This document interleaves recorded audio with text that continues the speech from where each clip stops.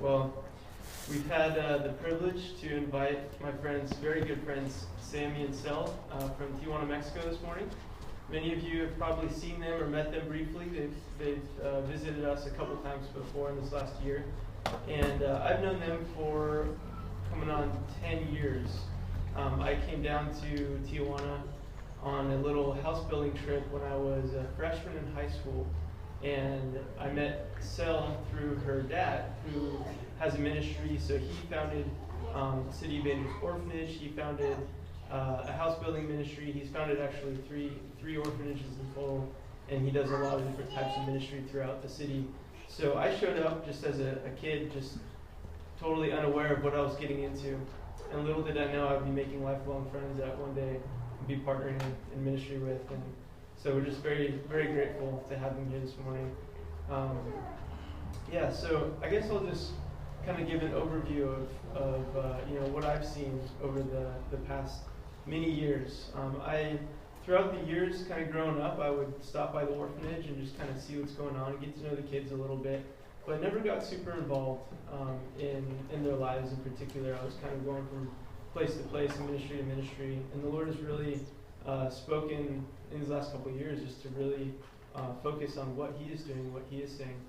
And so just in last summer, Sammy approached me, and we've been working together on some things, and they had just been trying to figure out what they really wanted to do with their lives and how they wanted to spend their lives. And they were living a pretty good life, living in Playas de Tijuana, kind of near the beach, and pretty nice, fun existence. And then one day Sammy said, "Hey, we're packing up, we're leaving everything, and we're moving to the orphanage." Wow, what happened? Why so suddenly? And he told me the story of how God had really spoken to them and brought conviction into their lives. Are they going to live for self or live for Him? And this opportunity arose to serve in the City of Angels. There's a change of administration, and the administrators that had been over the orphanage for the previous, I believe, 9 or so years had decided to step down, and they needed somebody to fill in their shoes and to really pick up where they left off and continue with it. And so the Lord really spoke to them, both of them individually and then together as a couple, and really called them into this ministry. And it's been an amazing process just to watch. Jamie and I were both in their wedding, and we got to see the way that the Lord was working. And then since they jumped in and just kind of had an overwhelming immediate experience of just living in this orphanage with, at the time, somewhere like 45 kids and youth. And so over the course of this last about year, we've really gotten to know a lot of especially the older, the teenagers in the orphanage, and gotten to see how the Lord has been really transforming lives and doing really amazing things. So most recently, you guys know we've done 2 trips as a church to City of Angels, and we have gotten to see just like I said, the transformation in these kids' lives has been really amazing to watch. And I never really knew any of the kids super well. I knew a handful of their names, and I would see them year to year, and they would recognize me, but never really got to jump in to their lives and really share the gospel with them until very recently. So it's been really awesome. So in this last summer, in July, we had the privilege to go down. That's the house right there that we got to rent, and basically give them a break from orphanage life and get out into just kind of away from the daily grind of everything, and a chance to kind of breathe some fresh air. And we really, our focus was sharing the gospel through the book of Romans. That was kind of the main objective, if you will, for us. And it was an awesome team. The Lord put it together. The Lord really gave us the words to speak and really made the lessons flow together. And so we started in Romans 1 and went 1 through 3, and basically just got to a point where every single youth, this was ages 11 and up, everybody was at a point of recognizing, yes, I'm under the power of sin. I'm a slave to sin, and I don't want to be. This is the road to destruction. This is the common. This is the fall of man at work in my life, and I want out. And it was really amazing. There's a little bit of like, no, I'm good. I've said the prayer. I'm a Christian. I go to church. But by the time we get through chapter 3, it's like, okay, I give up. I'm guilty unless I'm fully covered by the blood of Jesus. And I need to be set free from this bondage. I need to actually be lifted out of this slavery and become a completely new creation. And so it was really amazing to see the actual recognition of, yes, this is what I need. I need a new nature. And so started walking through chapters 5 through 8, and really chapter 6 is primarily about baptism and about the natures and receiving a new nature. Chapter 7 is the battle of those two natures. And, obviously all the kids totally were able to recognize that battle in their lives. Yes, I want to do what is right, but I can't. And then I don't do what I want to do, and I want all that kind of stuff that Paul's talking about. And then Romans 8 is the answer. And that's really where a lot of the freedom came, to show them, look, the reason that you're stuck in that and that you can't overcome is because you still have the old nature. So you need to put that on. That needs to die. And I even spoke very frankly at one point. I said, you guys need to die. Are you ready to die? And then a couple of them were like, yes. I don't want to live like this. If this is life, then I want what you're talking about. And so it's really amazing to see how the Lord is really placing on their heart just an understanding, a recognition of where they are and how this whole thing works. And why is it that I go to church and I hear all these things, and I've gone forward and I've gone to the altar call and I've prayed the prayer and I've asked the Lord for forgiveness, but I still feel so stuck. I still feel so stuck in my sin, and I haven't seen the power to overcome. And so through that, the Lord really convicted a lot of them to get baptized. And it was very clear. A handful of them, without us even saying anything, we had little discussion groups, and I think a couple of the girls that were in Tony's group just were sitting there just like, I need to get baptized. That's what needs to happen. We weren't like telling them or anything. They had that very strong and clear conviction. And so we went to the beach just to go surfing and stuff, kind of after a lot of Bible teaching and kind of heavy, consideration of these things. And it just kind of happened. We were out at the beach, and I was hoping we could come back to the house and have the whole team and everything, but it was the right moment, and it was kind of a chain reaction. As soon as we started baptizing them, they just, one by one came forth. And it was pretty amazing just to watch them, asking them questions. Okay, are you ready to die? Are you ready to give up? And it was really cool to be able to do that with Sammy, my best friend, who, we've done a lot of things together, but that was probably one of the pinnacles. Just to be able to see these kids come forth, and Sammy would say, who's the old Isayana, for example? And she would explain, this is what I'm a slave to, this is what I'm about to get freed from.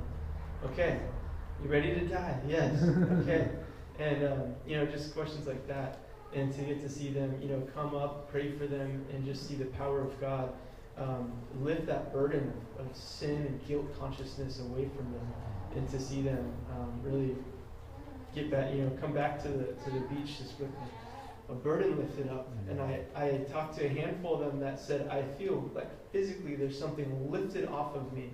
There's something that was weighing me down before that is no longer there. And, honestly, I've been going to Mexico for a long time, and I've crossed that border. I lost count, like in high school, how many times I've gone back and forth over that border, many, many dozens of times. And I've never seen something like this. I've never been able to be a part of a clear preaching of the gospel over the course of several days of watching God work in young people's hearts and watching that transformation come about. A lot of what the Lord does in these situations is He's showing them how to forgive their parents, their mom, their dad that abandoned them, their mom that's out in the street, or whatever it is, their sister, their siblings, and all that kind of stuff. People that have abused them in the past, and there's so much pent up that they might not tell you. When you go down for a few hours and you get to know them a little bit, they might not tell you these things, but they're deeply rooted in their hearts, and the Lord is just pulling those roots out and healing them in a profound way. So it's really amazing. Sammy and Sel have been doing an amazing job of just continually, day by day, discipling them and continuing to show them what it looks like to have freedom in Christ. So it's been an amazing amazing time. There's Pastor and Gabby. Gabby translating for Pastor. I really like when Gabby speaks Spanish because, you know, he's Asian. But he has an Argentinian accent, which is also a really interesting way of speaking Spanish. And then we're in Mexico. It's like, whoa, what's going on? It's really cool. I like it. I don't know what the kids thought. So there's Gio holding David. Yeah, the kids really like David. And this is I think the whole group during the week before the rest of the team came. So we had 10 youth. We had 2 wonderful ladies come out from Nebraska who had been staying at the orphanage, and they came to help and just kind of be a part of what we were doing, and they got to extend their flight and stay longer so they could join us. And I kind of saw it as, oh yeah, they're just kind of along for the ride, kind of helping us out. They were helping in the kitchen and everything, and I wasn't really translating what I was teaching into English because I thought, oh yeah, they're with us and they're just doing their thing. But every time I was teaching, they would be sitting there and like, what chapter are we in? And they'd be taking notes and studying on their own as much as they could. And by the end of it, the whole thing that was happening with the orphanage kids, they were going through too. They were like, I need to be baptized. So I kind of didn't really see that. And then on the last night, we had a bonfire, and they just came to me, and there were 17-year-old high school students. They came to me and just with this strong conviction, like, Andy, what do I do? I feel that. I'm under the weight of sin. I need to be set free. And they're walking with the Lord. They're like, I know I'm on the right path, but there's still this thing weighing me down. So it was really cool. We went for the kids of Mexico, and we ended up baptizing 2 of the girls from Nebraska, and just being a part of what God was doing in their lives, and just encouraging them to really continue to walk by faith.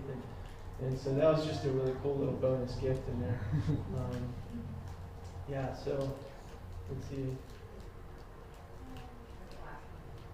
That's the last one. Oh, that's the last one. Okay. All right. So we look forward to doing many more of these things. I know Gabby's going to talk about the future. So this time I'm going to invite Sammy and Sel to come on up.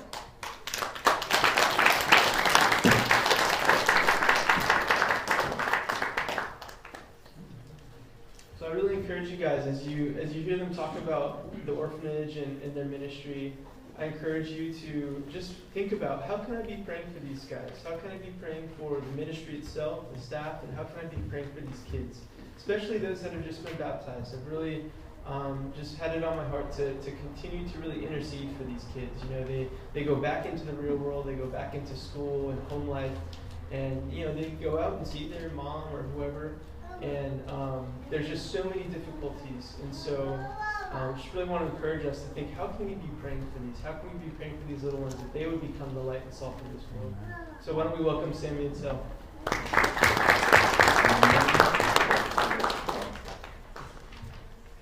Si hubiera sabido que iban a pasar mis fotos sin camisa, hubiera sumido la panza. If I would have known that there would have been pictures of me without my shirt on, I would have lost some weight. Sorry. So, good morning. Good morning. We are Samuel and Celeste Ordóñez, my wife. We are very thankful to Pastor John for inviting us to your church to share with you about our ministry, City of Angels in Tijuana. In these last several months, we have had the opportunity of having pastor and various teams accompany us, our children's home, putting on different activities with our youth, for example, district. First, we would like to tell you a little bit about City of Angels. What is City of Angels? City of Angels was born in the heart of our founder, Sergio Gomez, my father-in-law, more than 16 years ago, with the simple motive of helping any children found in need. Sergio himself was a child who grew up on the streets with a drug addict father, and he went to jail for the first time at the age of 14 years. So 16 years ago, God began to provide everything needed in a big way, starting with the purchase of the land to every minor detail needed in order for the home to operate. The mission of City of Angels is to help any child found to be in a vulnerable condition. Children with drug addict parents, children locked up in the house for 12 or more hours while their mother is at work, or even the opposite. Children who spend all day in the streets while their mother is at work. We have also various brothers whose mother came with all her children with the intention of crossing the border in order to seek a better future for her family, but when unable to do so, the children ended up on the streets. We also have children who have no family member at all. The majority of the children in our home come from extreme poverty. Because of this, they aren't able to receive a quality education or diet and end up in an environment where they often end up victimized by a corrupted society. City of Angels, or Children's Home, offers to all of the children a safe home where they can find a second family, sleep in a comfortable bed, and receive a good diet and education. Through this, we take the opportunity to give them the gospel and show them the plan that God has for their lives. So that is a little bit about City of Angels, and my wife will continue. Oh. Yeah, I'm a little bit short. Just a little bit. For me, it's a little bit, well, it's a big shock to hear him read in English, because a year ago he didn't speak at all. It's a big change. Yeah, he's working so hard. Well, in this process of helping these children, this generates us a cost, and a big one. We have to pay water, electricity, food, school expenses, doctors, visits, and many others. We don't get support from the government, the Mexican government, and they ask us a lot of things, like our house is secured, and that's good, you know, but we don't get any help from them. God has provided miraculously for these needs in the City of Angels for this entire past 16 years. A lot of his provision has come from generous donations, from churches, organizations, from the States, from Canada, and from Australia. To cover these needs, we have created 2 programs. One of them is the child sponsorship, which is $50 a month to help a child in need, making a difference one life at a time. This program, you can see the kids, you can come visit, you can send gifts, you can write them letters. We translate their letters, and they're always so happy to get them, and it's like a nice thing to see. And also we call this Amigos of City of Angels, and that is by supporting not just one child, but the ministry as whole with your choice of a monthly gift. We have a lot of payments to do, and all this sponsorship program goes to a general fund, so we can pay electricity, water, gas, vehicles, and school, everything. So in order to reach our goals of getting the home operate with financially certainty and consistency, we would like to reach 200 donators per month. Now we have 95.